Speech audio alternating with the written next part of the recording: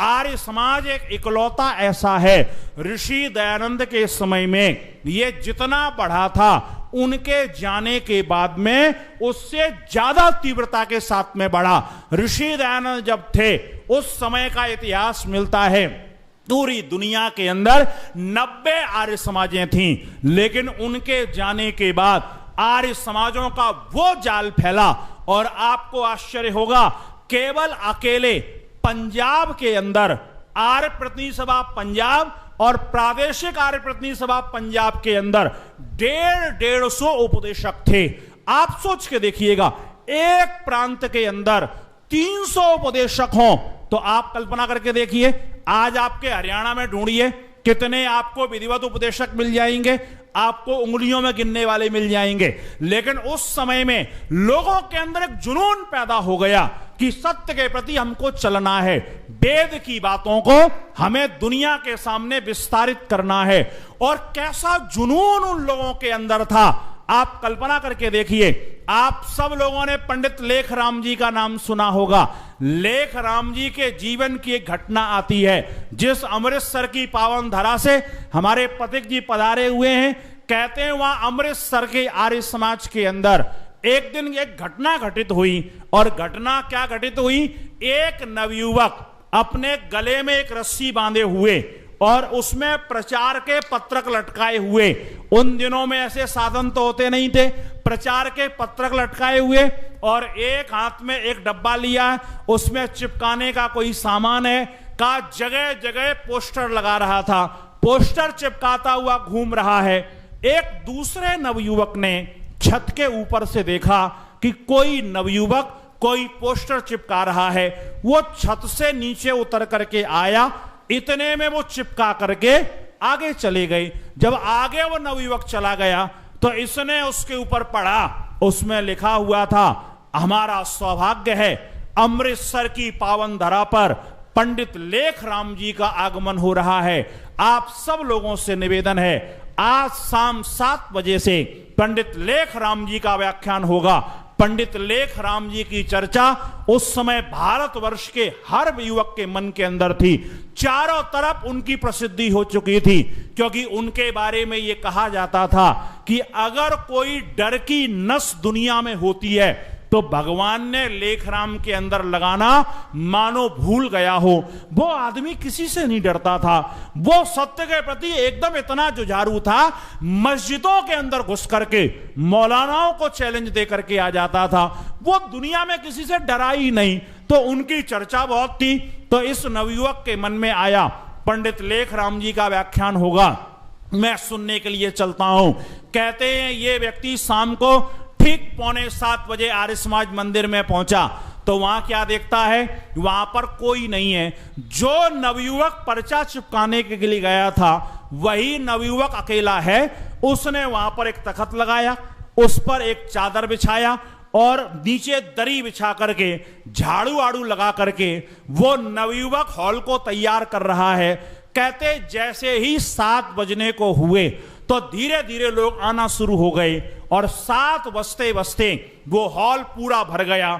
ये नवयुवक बड़ी जिज्ञासा से बैठा हुआ है, लेखराम जी आए, उनके मैं दर्शन तो कर लूं, ये इतना अद्भुत व्यक्ति है कैसा इसके, क्योंकि व्यक्ति जिसको अपन ने देखा ना हो और जिसकी प्रसिद्धि सुनी हुई हो तो मन के अंदर भाव अलग प्रकार के पैदा होते हैं। ये चिंतन करता मैं देखूं तो इतने में मंत्री जी खड़े हुए और मंत्री जी ने घोषणा की, आज हमारा परम सौभाग्य है, हमारे आर्य समाज के श्रोमणी उपदेशक जिन्होंने ऋषि दयानंद के दर्शन किए, ऋषि दयानंद के मिशन को लेकर के जो आगे बढ़ रहे हैं, उनका व्याख्यान हम सबको सुनने को लिए मिलेगा। मैं पंडित लेखराम जी से निवेदन करता हूं आकर के वो हमारा मार्गदर्शन करें और समस्त श्रोताओं से निवेदन ताली बजाएं। साहब श्रोताओं ने ताली बजा दी।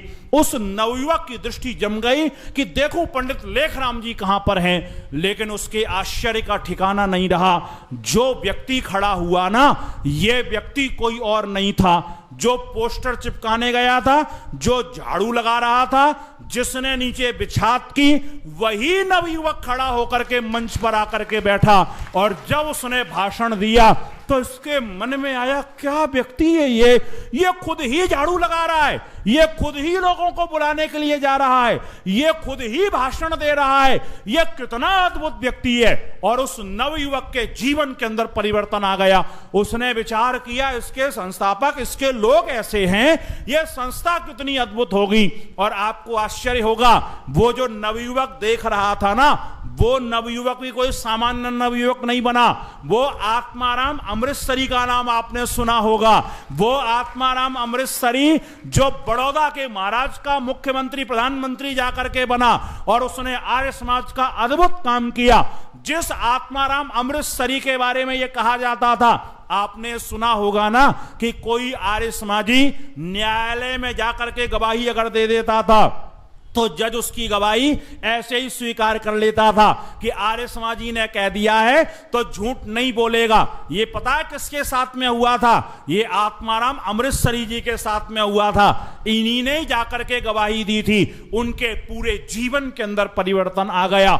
ऐसे लोगों ने आर्य समाज का काम किया है, तिल तिल करके अपने जीवन को जिन्होंने बलिदान किया है, और तब ला करके संस्था उन्होंने हमारे हाथ में समर्पित की है। आप अपने ऊपर गौरव करना, आप कोई सामान्य व्यक्ति नहीं है। हमारे पूर्वज, हमारे महापुरुष जिन्होंने अपने जीवन का बलिदान दे करके अपने खून से इस आर्य समाज को सींचा है, अपने जीवन की गर्दनें कटवा करके उन्होंने आर्य समाज को उन्नत किया है। उन्होंने सीने पर गोलियां खाई थी, तब उन्होंने इस संस्था को खड़ा किया है। ऐसी संस्था के हम लोग संवाहक हैं। ये कितनी अद्भुत संस्था थी जिस पर लोग कितना विश्वास करते थे।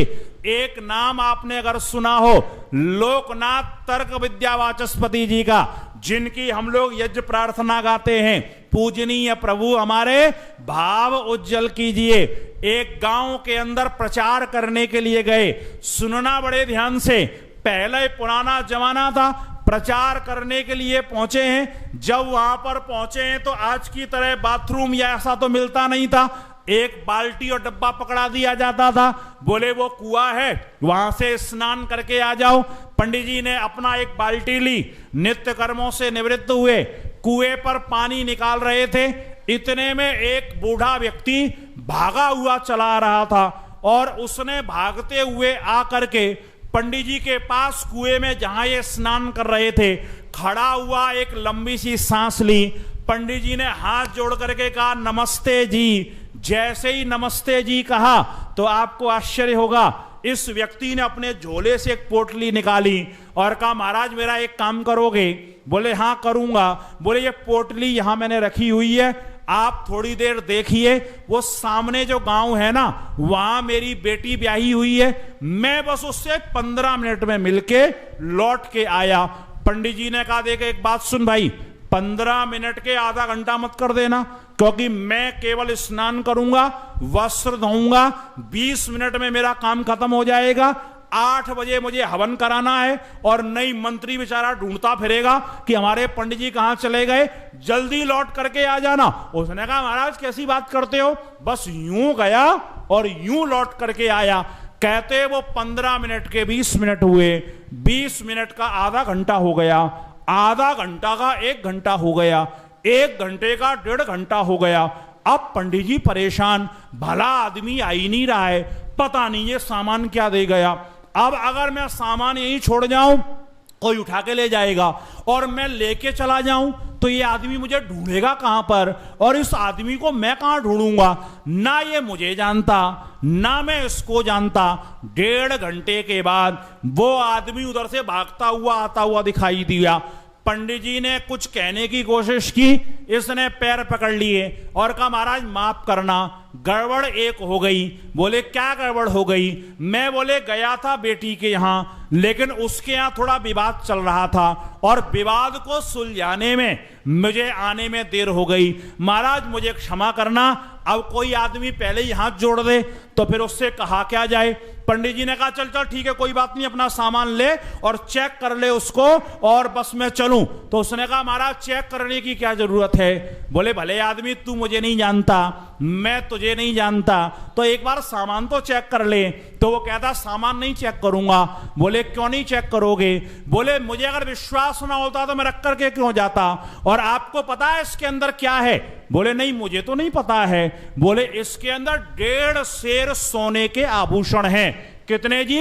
1.5 सेर सोने के आभूषण हैं। उन्होंने कहा यार एक बात बता, तू मुझे जानता नहीं और 1.5 सेर सोने के आभूषण मेरे पास रख गया, मैं लेके भाग जाता तो क्या होता? तो पता है उसका उत्तर क्या था? बोले महाराज आप भाग ही नहीं सकते हो। बोले क्यों? बोले तुम आर्य समाजी हो और आर्य समाजी दयानंद का चेला होता है और दयानंद का चेला किसी के साथ बेईमानी नहीं कर सकता है। उन्होंने कहा तुझे कैसे पता मैं आर्य समाजी हूं? बोले ऐसे पता है, जैसे ही मैं आया था तो आपने नमस्ते जी किया था, और ये नमस्ते जी तो आर्य समाजी करते हैं, दूसरा कोई करता नहीं है। तो उन्होंने फिर एक प्रश्न पूछ लिया। बोले भाई एक बात तो बता, अब यज्ञ तो बाद में होगा, पहले तेरा थोड़ा इंटरव्यू कर लूं। बोले एक बात तो बता कि तुझे ये कैसे पता चला कि आर्य समाजी झूठे नहीं होते हैं, आर्य समाजी सत्य ही बोलते हैं? तो उसने अपने गांव की एक घटना सुनाई। बोले हमारे यहां एक 20-22 वर्ष का नवयुवक आर्य समाजी बन गया, और जब आर्य समाजी बन गया तो गांव में हुआ ये आर्या बन गया, आर्या बन गया, आर्या बन गया। हमको समझ में नहीं आता था क्या आर्या बन गया, लेकिन बोले वो सबसे नमस्ते जी किया करता था, तो मुझे ये पता चला कि आर्य समाजी नमस्ते जी करते हैं। बोले उस नवयुवक के पिताजी ने एक आदमी से 30,000 रुपए उधार ले लिए, और साहब उस जमाने के 30,000 रुपए कीमत रखते थे। बोले उधार ले लिए, बेटी का विवाह करना था, और ये कहा कि इस बार फसल आएगी मैं तुम्हें वापस कर दूंगा। लेकिन बोले उस साल फसल हो गई गड़बड़। उसने सेठ जी से हाथ जोड़े, बोले इस साल तो नहीं दे पाऊंगा। कहा अगले साल का वायदा कर दिया, अब अगले साल फसल फिर गड़बड़ हो गई। सेठ जी ने कहा देखो एक बात सुनो, इस साल भी नहीं दे पा रहे हो, लेकिन अगर अगले साल तुमने पैसे नहीं दिए तो मैं न्यायालय में केस कर दूंगा, तुम कहीं से पैसे लेकर के आओ, मैं तुम्हारे फसल के चक्कर में नहीं रहूंगा। कहा ऐसी ईश्वर की कुछ कृपा हुई, तीसरी साल फिर से फसल नहीं हुई। जब फिर से फसल नहीं हुई तो कहते स्थिति अब ये बनी कहां से दिया जाए। सेठ जी ने कहा मैं तो न्यायालय में जाता हूं। उन्होंने बहुत मनाने की कोशिश की, लेकिन सेठ जी चले गए न्यायालय में। जब न्यायालय में पहुंचे और जज साहब से कहा कि साहब इसने 30,000 रुपए लिए, अब इस आदमी ने भी पलटा मार दिया, क्योंकि कोई लिखित तो था नहीं, किसी के सामने तो दिए नहीं थे। इस आदमी ने कहा जी ये झूठ बोलते हैं, इनसे मैंने कोई 30,000 रुपए नहीं लिए हैं, ये बिल्कुल झूठे आदमी हैं, इनके पास कहीं लिखा हुआ हो, कोई गवाह हो तो ये प्रस्तुत करें। इन्होंने मेरी मानहानि करी है, उल्टा मानहानि का मुकदमा 30,000 का और मैं इनके ऊपर लगाता हूं, मुझे इनसे 30,000 रुपए दिलवाए जाएं। और वो बेचारा चक्कर में पड़ गया। बोले ये उल्टा ही काम हो गया, 30,000 तो गए, ऊपर से 30,000 और देने पड़ेंगे। कहते अब इसका क्या किया जाए? तो वो उसने जज साहब ने कहा सुनो, तुम्हारे पास कोई सबूत गवाह हो तो तुम लेकर के आओ, और व्यर्थ की बात यहां करना नहीं है, नहीं 30,000 रुपए का जुर्माना तुम्हारे ऊपर लगेगा। उसने कहा साहब मेरे पास गवाह है। बोले कौन गवाह है? वो सेठ जी को और तो कोई सूझा नहीं, उसके दिमाग में एक ही बात थी कि इसका बेटा जो आर्य समाजी है और आर्य समाजी झूठ नहीं बोलता है, इसलिए इसके बेटे से गवाही दिलवाता हूं। और कहते बेटे को उसने बुलाया कि इसका बेटा मेरी गवाही देगा। कहते बेटे को जब बुलाया गया तो बेटे ने जज साहब से कहा जज साहब मुझे ये तो नहीं पता है कि मेरे पिताजी ने इनसे 30,000 रुपए लिए कि नहीं लिए, लेकिन आज से 3 बरस पहले पिताजी कहीं से 30,000 रुपए लाए थे और उन्होंने मां को दिए थे और कहा ये बेटी के विवाह में काम आएंगे। मुझे ये नहीं पता इनसे लिए कि नहीं लिए, लेकिन आप 30,000 रुपए लाए तो थे। और जज साहब मैं आपको विश्वास दिलाता हूं कि मेरे पिताजी जी की, और मेरी आज ये स्थिति नहीं है कि हम 30,000 रुपए इनके वापस करें। लेकिन मैं आपको विश्वास दिलाता हूं कि सेठ जी थोड़ी सी अगर सबूरी कर लें तो मैं कुछ दिनों में इनके पैसे जरूर दूंगा, चाहे मैं खुद बिक जाऊं लेकिन इनका पैसा मैं जरूर दूंगा, क्योंकि मैं दयानंद का शिष्य हूं और दयानंद का शिष्य किसी का उधार नहीं रखता है। का उस दिन मुझे पता चला कि दयानंद का शिष्य सच्चा होता है, दयानंद का शिष्य झूठा नहीं होता है, वो किसी की संपत्ति को खाने वाला नहीं होता है। आर्यो ये ध्यान रखना, अगर हमारे जीवन के अंदर बेईमानी है तो हम दयानंद के शिष्य नहीं हैं। हमारे जीवन के अंदर वेद का प्रेम अगर नहीं है तो हम दयानंद के शिष्य नहीं हैं। अगर हम ईश्वर के उपासक नहीं हैं, हम दयानंद के शिष्य नहीं हैं। सच्चा आर्य समाजी तो वही होगा, उसका जीवन बोलता है, उसको शब्दों से बताने की जरूरत नहीं पड़ती है कि मैं आर्य समाजी हूं। आर्य समाजी तो जहां होता है वो सूर्य की तरह होता है, उसका प्रकाश अद्भुत रूप से फैला हुआ होता है। हम कोशिश अपने जीवन के अंदर करें कि हम ऐसे ही आर्य समाजी बनने का प्रयास करें। अगर ये आर्यत्व के भाव हमारे जीवन के अंदर आ गए तो हम अपने महापुरुषों को सच्ची श्रद्धांजलि समर्पित करेंगे। आप सबने सुना, इसके लिए आपका धन्यवाद। भूपाल सिंह जी खड़े भी हो गए हैं, इसलिए अब रुकना होगा। आप सबका एक बार पुनः बहुत बहुत धन्यवाद, बहुत बहुत आभार। ओम ओम ओम।